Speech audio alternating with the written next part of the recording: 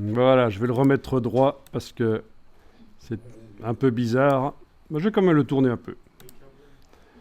Voilà. Alors, si vous voulez, vous pouvez en plus essayer de faire une ombre.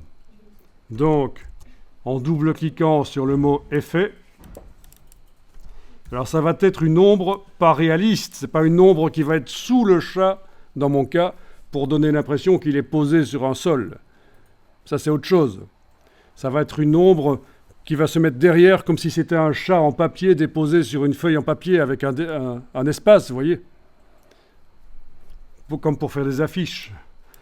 Et donc pour ça, après avoir donc double-cliqué sur effet, vous êtes dans les styles de calque, vous allez activer l'ombre portée.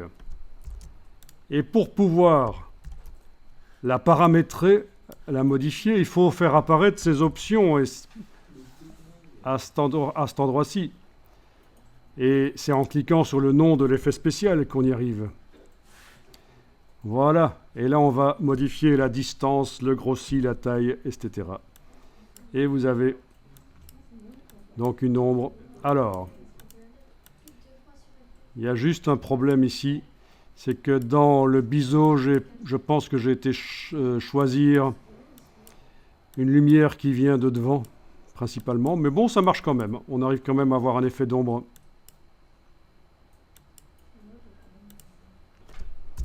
Je vous laisse modifier.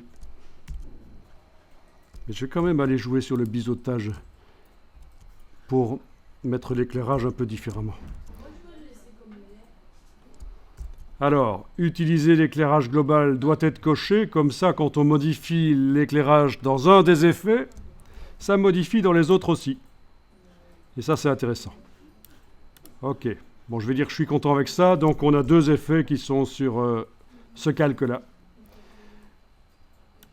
Au cas où, ils peuvent être rétractés comme ceci. Ça peut arriver que vous ne les voyez pas. D'accord ?